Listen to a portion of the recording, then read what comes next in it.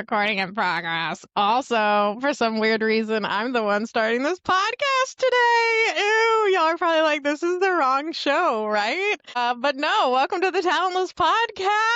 It's been 1 year and Desiree has finally let me open. I'm just kidding. It petrifies me. Plus, she's actually absolutely excellent at it because she has a full script ready to roll and I have nothing and on the tip of my tongue right now. So I'm just going to pass this right back to the master herself. Well, welcome everybody back to the Talentless podcast. We let Ashley have some fun there, but I want to say that this one's going to be fun for all. We hope so. I want to say, though, we tried to do this in the beginning when we first started. We tried to talk about ourselves and interview each other, and the episode came out pretty crappy, people. And never heard the light of day, I don't think, right? We never aired that one. I'm gonna pull it out of the vault, Ash, for $20 each. Yeah, each view they can have it for that moment.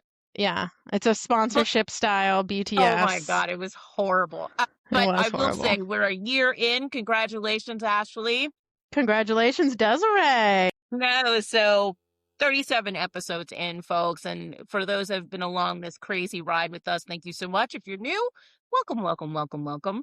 Today, you're going to learn a little bit more about us as people, which is scary and not a lot of crazy ideas about recruiting. And we're going to be interviewing each other. So this should be interesting. But let's get it started. Okay. You start. Oh, mercy. Okay, so as of right now, our plan is to ask each other questions, and we haven't told each other the other questions, so I don't even know what realm we're supposed to be in. Yeah, but this is what I chose. It's my first, and it is, what TV character do you feel, TV, movie, whatever, character do you feel like describes you the most? Like if someone was like, give me the 10-second version of you and they could download like that little character, who is that character? Like who would that be? Wonder Woman. No, I'm joking. That's not. I say honestly, don't know the plot line. And by the way, so I would never pick a DC comic, but yeah, I would say I am two Olivias. So two Olivia, like I'm a mix of two characters. I think I'm an Olivia Benson from Law and Order SVU. Okay. And I'm Olivia Pope from Scandal. Oh, so snappery. I think if you mix the two people, you would get me. Like Olivia Pope's kind of a hard ass, and she's always 3 steps above, like in front of everybody else, and she's always kind of scheming and stuff. And Olivia Benson has a heart and was like, really cares about people, and but she's still very blunt about her delivery. So I think that would be like, I'm the two Olivias. I mean, yeah, that's pretty accurate. I mean, you have to see the show, you nailed that one. It, but I'm gonna ask that back to you though. What is yours? Desiree. I'm sorry. I have to know. So, okay, so it's weird. As a person, I feel like I'm a Shrek. Like, I feel like I'm a multi-layered onion. I feel like I'm very, like, get off my swamp energy. But I also think in real life, like, Shrek is who I imagine myself as. But I think in real life, at least what I get told the most is Ted Lasso. Like, so many people are like, you remind me so much of Ted Lasso. And I'm like, first of all, chill, because isn't he, like, dumb?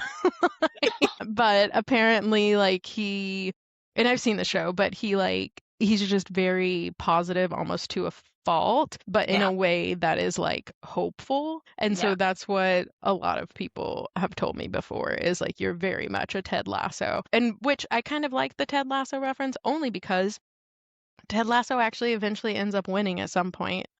Yeah. And he's so funny. Like the perseverance. Yeah. And he is funny. So I take it as a compliment, but I definitely think that in my head, I want to be like a cold, multi-layered onion that's like, get away from me. But in real life, I'm Ted flipping Lasso, who's like, come over here with golden retriever energy and will never leave you alone ever again, probably. So yeah, that's who at least I get told. And it makes kind of sense. Yeah. This episode of the Talentless podcast is brought to you by Do Better Consulting. Hiring is broken. Job searches are broken. And honestly, most career advice out there is just recycled nonsense. Do Better Consulting exists for people who are done guessing. They work with mid to senior leaders, founders, and talent teams to get clear on their signal, how they show up in the market, how they hire, and how decisions actually get made. No fluff, no templates just to say you have them. Just strategy, structure, and honest feedback that actually works. If you're tired of spinning, it might be time to do better. Head to dobetterconsulting.net. What is the most you purchase that you made in the last year? Wait, say that question again? What is the most you purchase, like something like for you or like represented you or something like that you made in the last year? Jeez. That you're like, oh my God, somebody would totally know I bought this and it fits me as a person. Oh my gosh. I know it's difficult. know. This is such a good question. Because I'm trying to think of like what I buy in general. I did have to buy a new laptop, and it is what is the soft pink, the rose gold pink. And I don't know why. I've never cared about pink in my life, or really too many colors for that matter. I usually wear black or gray. Like if you look at my closet, there is this tiny sliver of color, and the rest is all, like Wednesday Addams, and that's how I dressed usually. Anyway, I don't remember where I was headed with that part, but the point is something that I purchased that is just so me. I feel like if I asked my husband this question, he would say dirt because I buy like pounds and pounds and pounds of soil.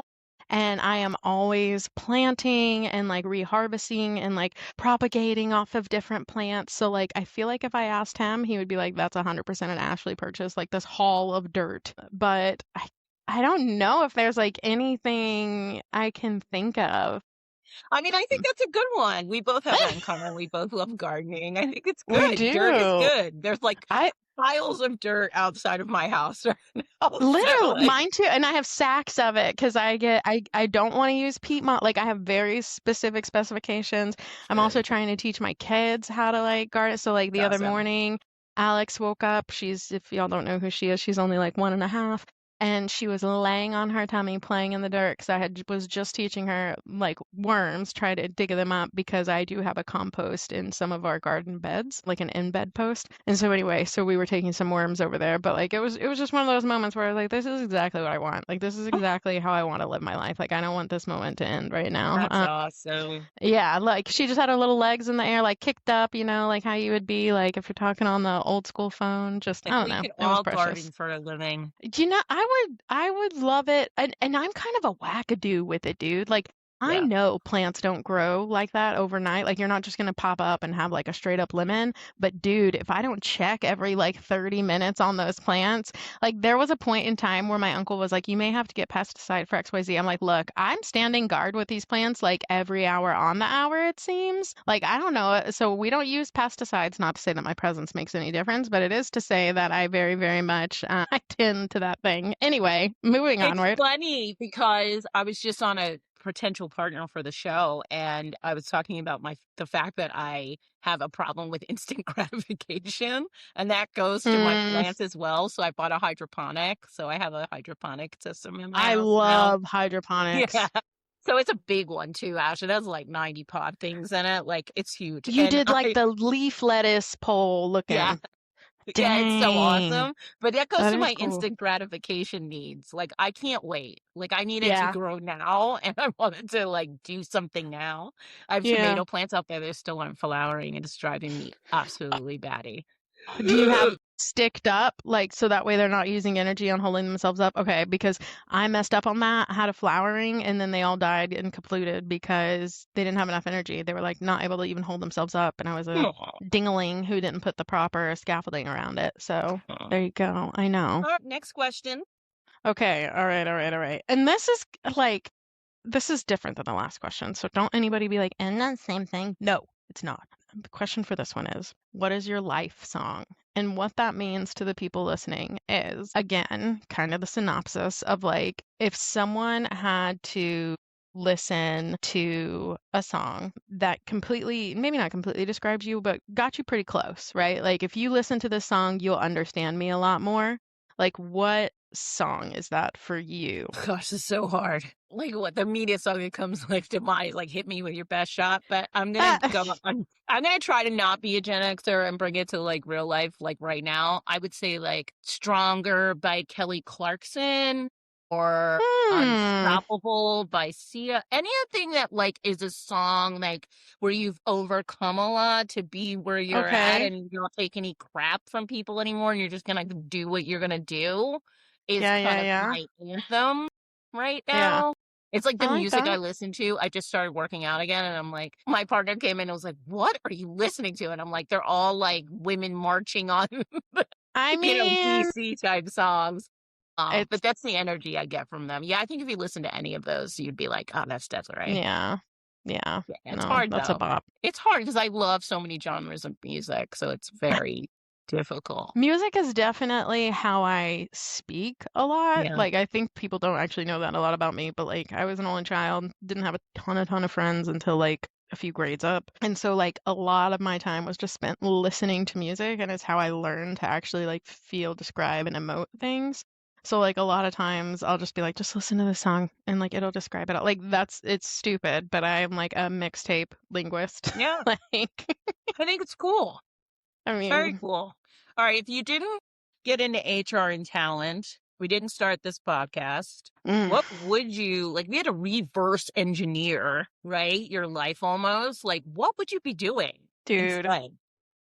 There are so many alternate reality Woo! Ashleys. Like, I don't even, there's a few. Like, because initially, whenever I first started, I was going into radiology. And then I realized, or I didn't realize, on the very first day, they tell you you have to do rectal imaging. And I was like, "Bleh, all right, I'm out." So I hopscotched and bunny dropped over from there and then just started doing my general classes. And I took this philosophy class and I was like, good God, I love this class. Like, it is so good.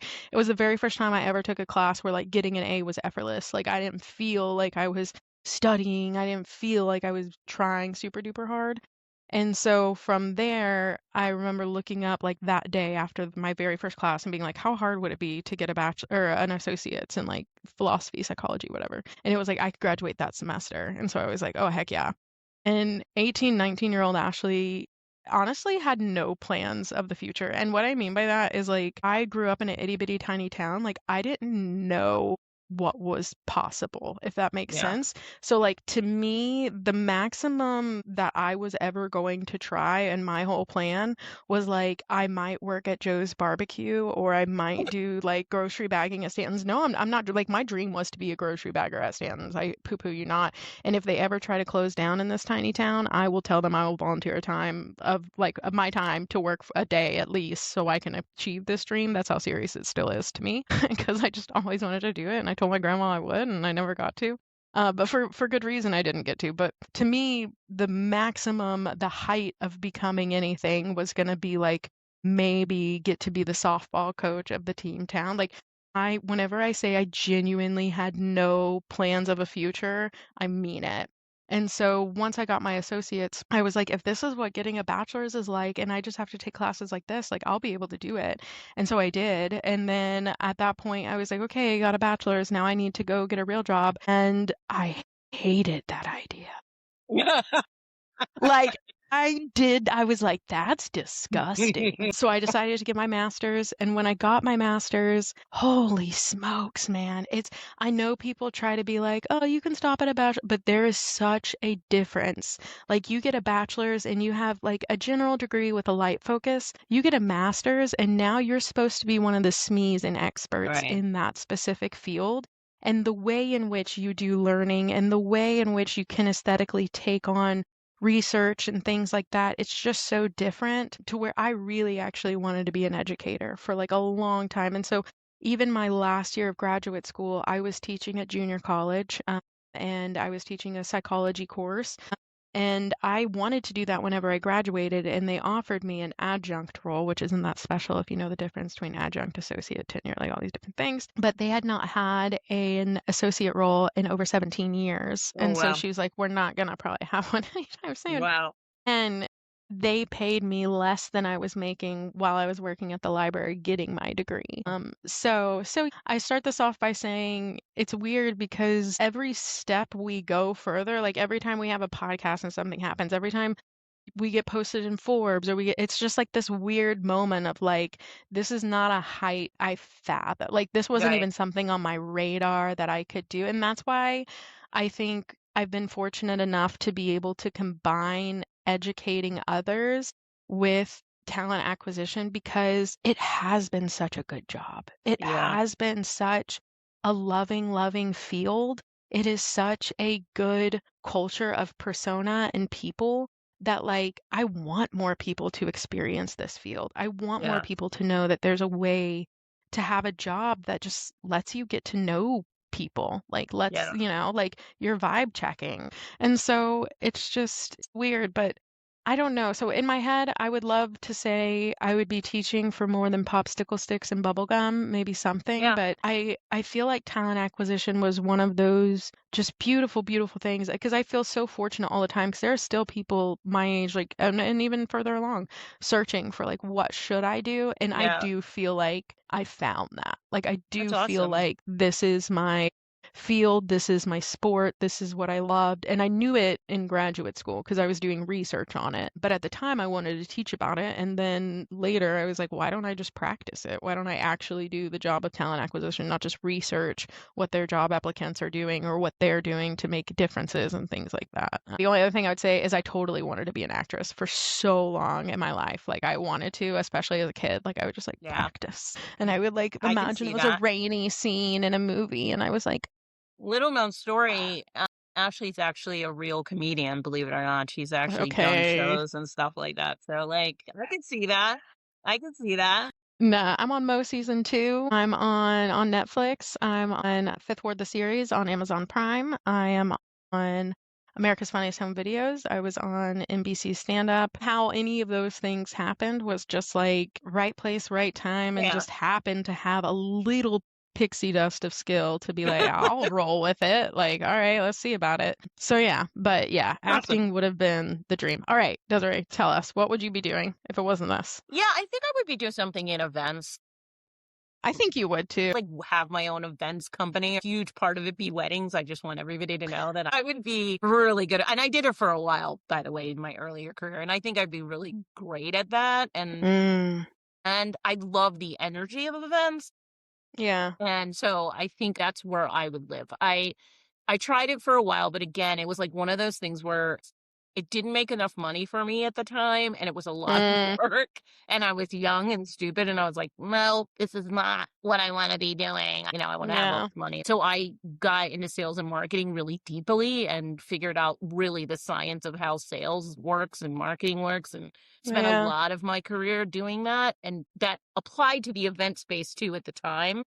And then I was like, I really love people. And that's how and I fell into talent. It was a legitimate choice to leave sales and marketing, but it was kind of like, where do people live? Kind of like, Yeah. where are people at? I don't want to use the word fell because it was really intentional on You my part. I hop too. sought out agencies and I Mm-hmm. I went for those jobs. So that was intentional on my part, but why I stayed in it is because obviously I enjoy it and I love the theories behind it and all of that stuff. So if I That had makes to do it sense. over.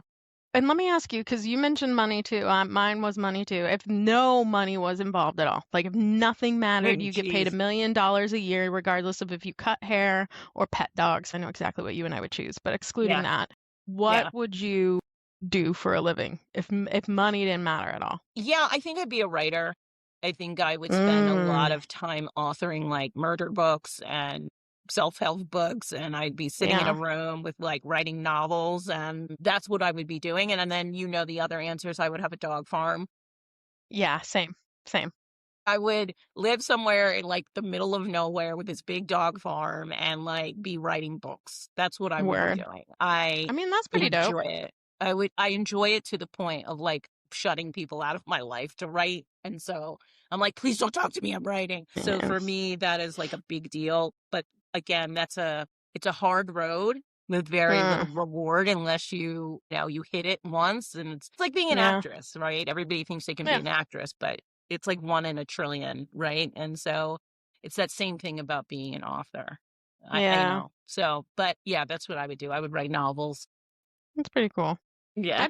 I don't know why, because I guess I could do either of these things at any moment if I wanted to. Well, not Right. really any moment. That sounds cocky, but I mean it in the sense of like if I wanted to just sit down and go try this, I guess I could, but I've always wanted to cut hair, dude. Like I've Really? always, yeah, but my mom, that was before the reason I went to radiology is because I wanted to cut hair. My mom was like, because that was, I guess that's the answer to your question. My big dream was to cut hair.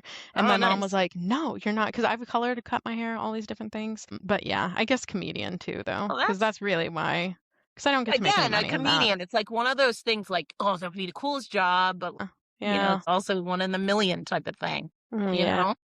Yes, yeah. All right, I'm going to ask you a talentless question. Or you want to go Snippety first? snap. No, you go, you go, you go. I think I'm going to ask you a talentless question because this may take us many places. If talentless got kicked out of a networking event, what would we have said to deserve it? Oh, Jesus, help us. Probably that right there. That one sentence did it in. First of all, I'm going to say this. There's a very different standard for women in media Yes. in this space versus men. So, like, our male competitors can say lots of things that unfortunately we are held to a standard. Yes, we are. Stupid and can't say more of the things that you want. So I will say that.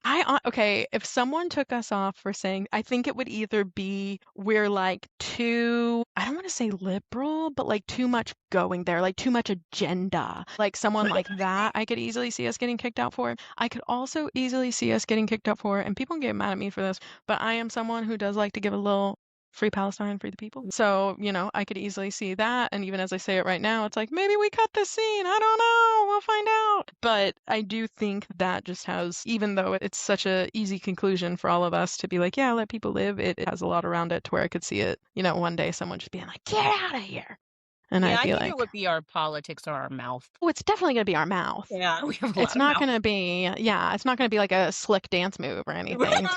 It's not like something magical is going to we're going to do magic tricks that get us kicked out. Like, no, it's definitely going to be what this Lavaca do. Like, Yeah. it's going to be that mouth. You know what I mean? We were both report card kids, like, talk way too much, could talk to a wall. Yeah. So, yeah. Okay. So one thing that I've been interested in is what is the most awkward conversation you ever had to have with a hiring manager? Like, what was one where you just sometimes you may still wake up at 3 a.m. and just be like, why did any of us say any of that? So much, so many, but I think the worst, well, I don't know if it's the worst and most awkward, but it definitely was the most awkward for me is that we had to have a conversation about a candidate that was, above and beyond what we could have asked for the role. And was willing to take our crappy salary that we were offering because they were just at that point in their career. But I must say that her level of modesty and her clothing, this was when it was still very in person. Yeah. And it was shocking to say the least. Especially when she came in for the interview and we were all and she was so good. And so I had to have a conversation with the hiring manager who's a guy, right? And he's yeah. He's trying to, this was the nicest guy in the world too. He wasn't your horrible hiring manager. He really cared about people and all that stuff. So he's in the room with me and he's like, yeah, she was great. But what about, is she going to fit? And one point he's like, what about her breast? He said it really. What? Oh my gosh. What? Oh my God. We're in this room, there's three of us in the room. We all were looking around and we're like, oh my God, did you just say that? I don't think you're allowed to say that, first of all. Oh my God, unless we're talking about chicken. We all saw it. I don't think you need to say it. But it was he was trying to tell us, I really want to hire her, but somebody needs to tell her, about the rules. And I was it was just, for me, it was super awkward as a person. I've had a lot of tough conversations, but he was so awkward in it that it made the whole thing awkward. And we were all just kind of looking out of the room, around the room, kind of sweating over it. Oh, I love it. Anyway, by the way, we did hire her. Well, good for y'all. Yeah. And hopefully she put on a turtleneck. Yeah, good Lord. Well, we did have not a discussion that HR could come after us, but we did have a discussion about at that time it was still appropriate to have a dress code kind of conversation. Yeah. So it was fine, but it was tough getting there. That was an hour in a room with all of us not saying what we wanted to say type of thing. It was funny. Oh my gracious. Have you had one of those? I'm trying to think. Well, I haven't had one where the candidate showed up crazy. I actually wrote here, I was like, what's the worst candidate you've ever hired? Because I've actually had I actually, for a long time in my career, never had a hire that I heard back from either the hiring manager or the can that it ended bad. Like, Right. even if they ended up after 5 years leaving, they still reached out and they were like, that was the best job. I'm so thankful I had it. There was no mobility, whatever. Yeah. But there were two times in my whole career that I have hired someone and I have heard back from the manager about the candidate. And both of the times were so extreme that it is.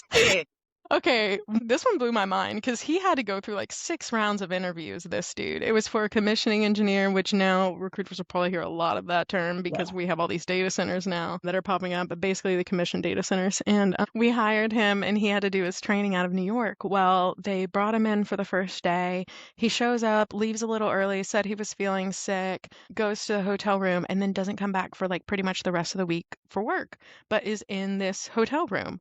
Well, they just thought he was sick and just like went home and has Right. poor communication skills. Like that's what they think happened. But then Hilton is now, because I have to be the one that puts all the travel on the manager's stuff, is calling saying, hey, why haven't y'all checked out of your room? It's been a week. What's going on? And we were like, what do you mean? That man went back home days ago. No, he was plastered drunk in their hotel room, destroyed the whole thing. Cops are outside the hotel room, can't get him out. Like, they're calling my hiring manager, being like, can you come down? And it's on like 7th Avenue. Come get this man. And they're like, yeah, he's worked for us for like 24 hours. You can just do what you need. I had never in my life, but even the manager, he's like, he met with every single one of us and none of us could have sensed that. None of us would have sensed that they met him in person, they flew him out. So it was something that was very much like, it was not a qualification issue. It was like this poor person was at a bad point at a bad time. Yeah. The other sad. one, which was even worse. Jeez. What's worse than that? This one we had to have an HR crisis, a PR, people. I learned so much about HR crisis PR, though. I will say, like, I learned so many things. It was a learning experience. This one sucked because it was under my watch, but it was not our team. So I was the head of talent. There was a vendor that worked closely with a manager that they knew each other outside of all these other things that they would love to hire people from without TA's consent, pretty much. And that happened. And so they used a vendor to hire someone. The senior leadership signed off on it. So I'm the head of talent, but I had nothing to do. Like, no one on my team has anything to do with this hire, right? And so all of a sudden it's 7 a.m. on a Sunday and my phone's blowing up from my boss. And I'm like, what on earth? So I answer the call and they're like, hey, have you seen the news? And I'm like, what you talking about, Willis? And I get on just Instagram and there is I don't know if I can give full details of this because it was so recent, but the point is I'm going to be discreet. There was an individual in the middle of a park that yelled at a gentleman in a very slurry way. And that gentleman just happened to be a New York Times best-selling author who recorded everything and posted it. And so I remember going on LinkedIn that day and having like 60 billion notifications of like, fire this person, get rid of them, how could you hire them? Oh, I just bawled my eyes out. I bawled my eyes out nonstop because I knew the pain that would evoke to our current like employment body. We were such a diverse team that the fact that someone could come through the cracks like that was just such no fun for me. Even though I know, and that was the other thing, is like I knew everything that happened, I still wasn't willing to not take the accountability. So like even with the people internally, I maybe told a small handful of people like the full truth of what happened. Like I never actually full out just was like, it's not our fault. It's, you know what I mean? I was like, yep, this happened on my watch. And we should have had a system in place that made sure any additional vendor hires, even if they were done backdoor, we had an extra vetting and we didn't. And that part is on me. And so that's the only thing that I would say is I felt like we spent a year more building up this beautiful team, just so good. And then one person got in through the side door with like a shiv and just went, Yeah. because I mean, never after that was our company the same. and, doing this job, it happens, right? Like, It does. it doesn't happen as much to me anymore, but like in the beginning of my career, I will say that like some people slip by me now. I mean, probably for the last 10 years, it's never happened to me. Probably. I've never, and even again, like both of them were such, Yeah. but it's, But we are dealing with people. There's we like are. no, right? Like people are unpredictable. And so it's And like, you just never know. yeah, that was one thing that one of the guys said to me, because we had a ton of like team meetings after this, right? Because like people needed to heal, like people Yeah. heard this person's parent real thoughts. And one of the guys, he said, he was like, you need to understand, because I was, of course, apologizing for the 50th time. And he's like, you've got to stop apologizing because you have to understand that there are people married for 20, 30, 40 years that people go and do stuff like, and they never would have guessed that about them. Yeah. He's like, so there is no such thing as a 30-minute vet that's going to actually handle that. There's no Right. such thing as, he's like, so I respect you taking the accountability. I appreciate it. He's like, but this isn't something you could have prevented. And Yeah. I still stick with that in my head so I can survive, but it is something to where like, if we're talking about like greatest mistakes, greatest learnings, and I just think we should always take accountability for everything because we are dealing with humans. Yeah. But two, I do think that, yeah, like not making the right hire can be really harmful. Yeah. I learned Absolutely. that through watching all of that. That's what I learned. Yeah, it's tough. Yeah. All right. If All Talent right. had a mascot, teddy bear, tiger, dog, what would it be? Kalinda. And is it something adorable or something feral, or is it something in between? So annoying because I feel like everyone would pick a purple squirrel like an Don't absolute. pick the purple squirrel. No, it's dumb. That's dumb. I'm not gonna. Why did I say a unicorn? I want to say the unicorns are what we're looking for. I honestly kind of think we're like a. Can I make a mashup animal? Sure. Okay, because I feel like we're like little yappy dogs, but like we can be like central yappy. Like we don't have to be Chihuahua yappy, but probably terrier yappy. You Yeah. know. And I feel like we're like loving, fun, but I feel like we're also more of like a platypus. Like we can go in the lake, we can go on the land, we can go do things different than other people. Like we can navigate a little. But I definitely like if platypus is yapped, that's what I would think someone in talent is maybe just because they're so versatile. Like they can just go do. Yeah. They're like, oh, I'm swimming down here with the dolphins today. See you. And then like tomorrow they're like, oh, not me quacking like a duck, and then the next day just like walking on land like a frog. I like the platypus. I picked chameleons for this very similar reason. Okay. Yeah, I picked out for very similar reasons. I was like, because in any situation, we have to figure it out. We have to change colors for that environment or that team, that thing, like we're constantly switching on and off and doing all these things that people don't really realize talent even touches or does. Yeah. We're in all these situations. So I like the platypus.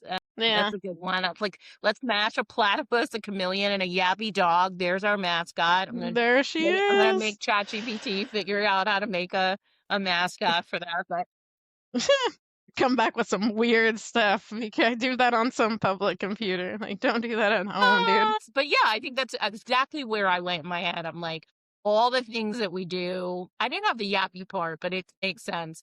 But all the things that we do and all these skills we need to have and we have to deal with people and all these other things, it makes so much sense that it would be something where it's, you have to adapt to whatever's thrown in front of you. And I think that's a great answer. Platypus is a great one.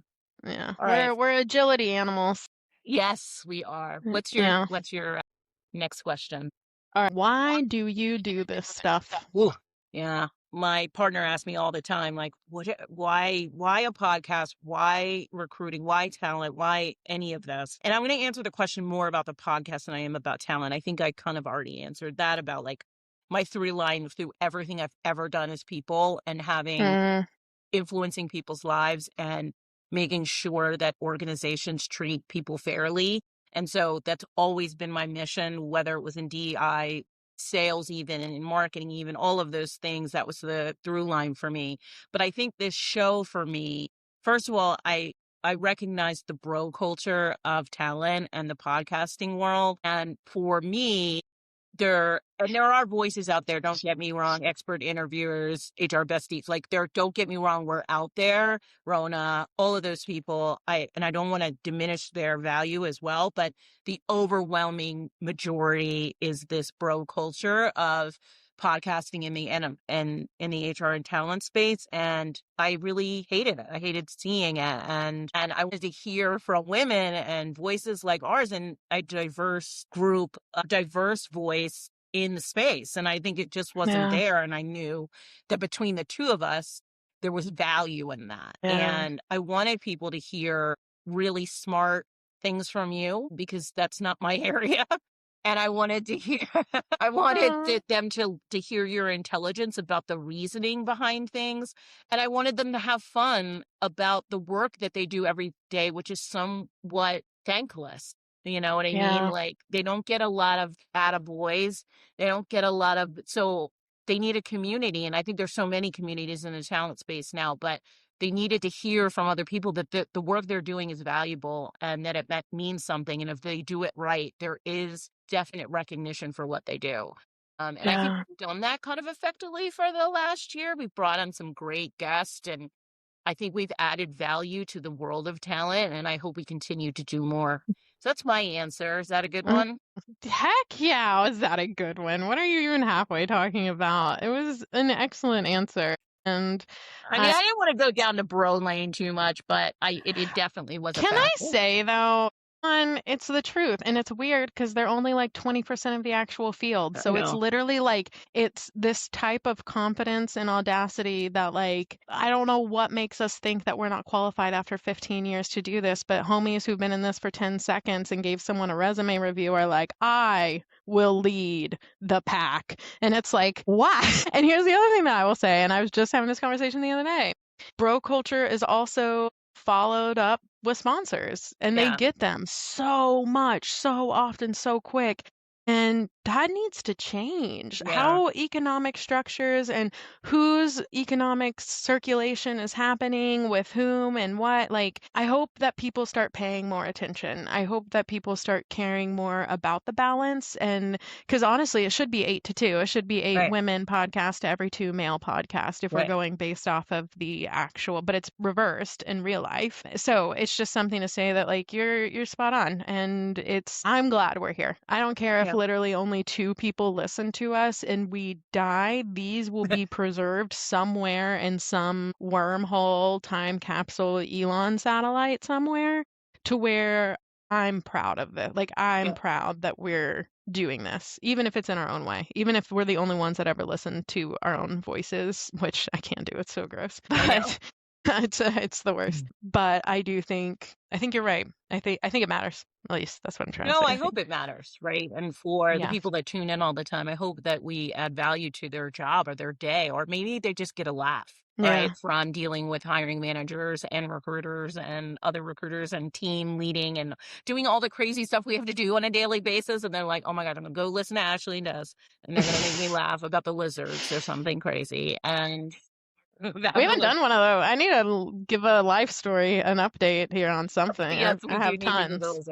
Well, I think I answered it. I mean, is there anything you want to add on your end about why you do this and why this and why it was important to you? I definitely think so. There's like a lot of different angles to this. There's like why talent acquisition, like why any of that, and then there's kind of why the podcast, and these all kind of go in the same. One, why talent acquisition? I loved it, it loved me, but then I really realized, whoa, there's like an actual massive opportunity to make a difference here, like on real people with real lives and real time. Like, I don't have to wait for legislation to bump them up from $7.50. I can do it right now, and that's such a different thing. So for a long time, anyway, thinking about government positions and people who have power and can make change, like that was always something in my head. Like, I knew I always wanted to be a change maker, but I didn't know how. So I think the best way to describe this, and sorry for the listeners, this might take a second, but it is what it is to kind of like explain, I guess, 2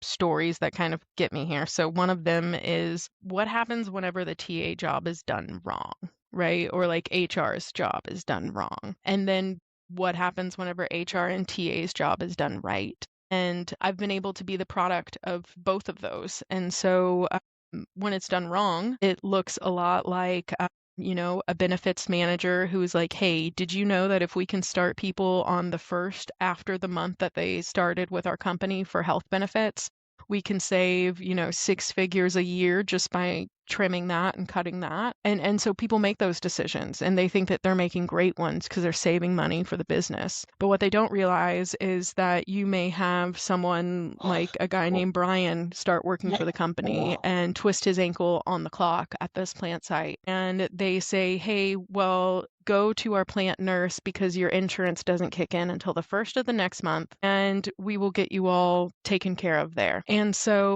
you have Brian goes down to the plant nurse, takes medicine that they give him to help with his freshly twisted ankle while on the job, and Brian then, and an hour later, clocks out and goes home. And what they don't mention is that because they provide the nursing staff on the plant sites, they feel like it's okay and appropriate to leave it those 30 days because you can utilize that. So Brian goes home. He does not go to another doctor. He does not know that the medicine that they give him is going to interact with his medicine that he already takes on a daily basis before bed.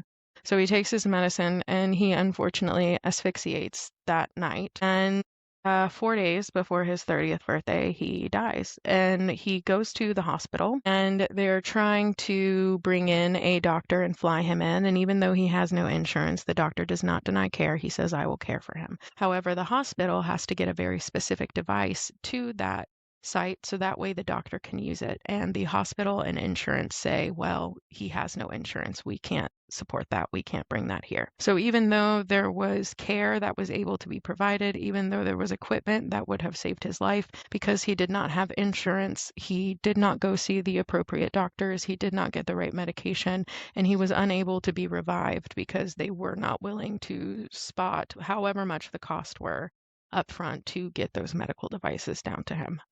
Brian was my brother-in-law, and he is not with us due to consequences of working on a job and having someone choose profits over people. And so that's what happens whenever we don't make the right decisions. And I don't necessarily blame any benefits manager for this, but what I do blame is this idea that we are here to make profits for one being, one entity, one group. And the only way you can do that is by not serving the whole. I do challenge that. I don't think that it has to be that way. And so for the sake of all the people who have done things wrong, that's why I do the podcast. And then there are some people who do it right. So my mom, she had interactions with a company literally all 13 years of me through kindergarten all the way to high school and graduating my senior year. I mean, they touched base with her every single year. And there are so many recruiters that work places 10 years, 15 years, 20 years, and I cannot help but wonder how many Julies they may have held on to and finally got them over to the company,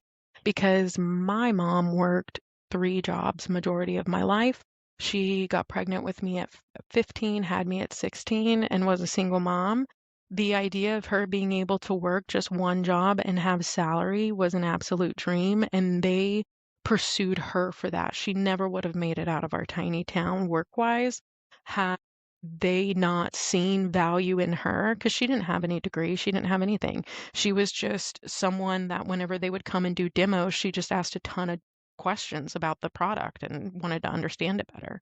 And so they noted that, and a recruiter stuck with it for literally 15 years. And we are the product of a good recruiter. We're the product of someone who didn't try to negotiate my mom down on salary just because she was making an hourly rate and actually paid her what she was worth. It was the first time that, I got to see my mom get sick time or vacation time, and we got to do things that weren't just her working whatever event we were already going to. And I just got to tag along.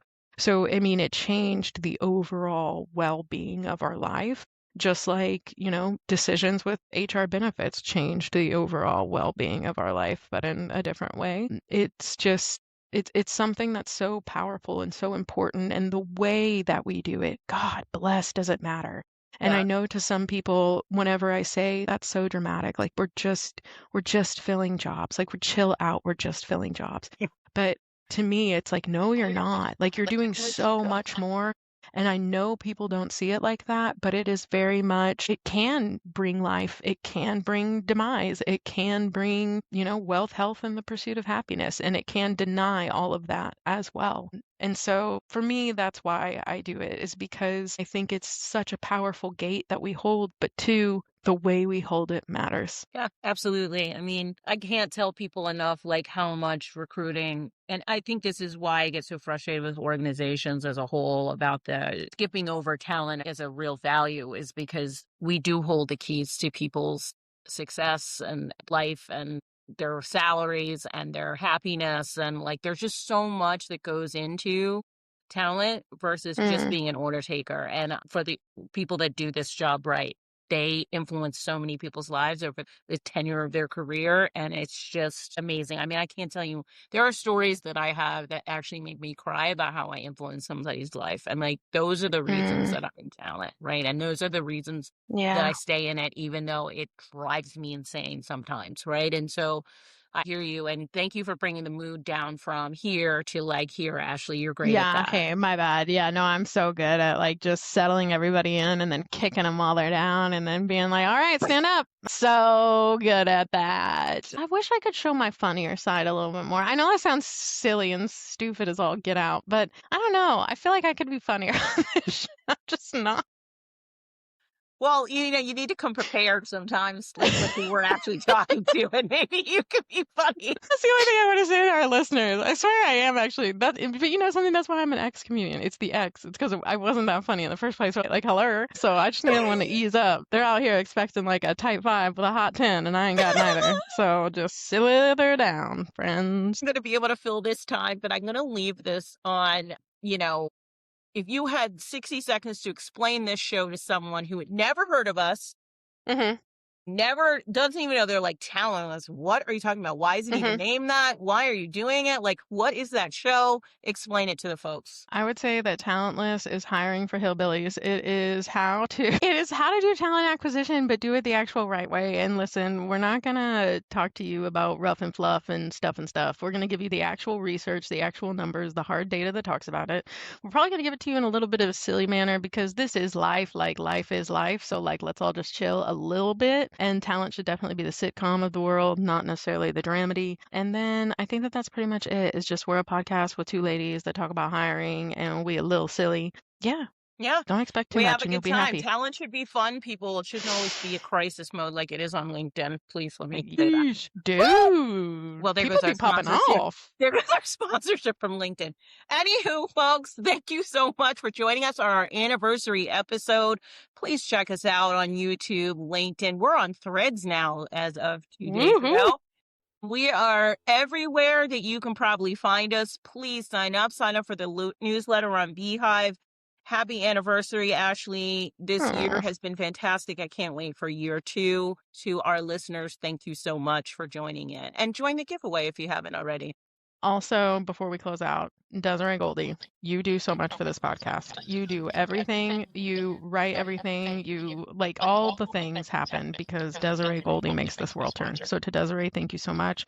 To Rita, who will also be listening to this, we thank you for completing us. You make our third musketeer, and without you, we would be 2 episodes in. So Desiree, truly, truly, I mean it. You are why we are anywhere, why we exist, why we have even a headshot. We would just have a podcast that no one would know about, and I would be probably actually oddly content. So I say to you and to the whole world, thank you, because this truly only exists because of you. So thank you so much. I appreciate everybody, and we will see you next week or hear you next week. Bye-bye. Bye.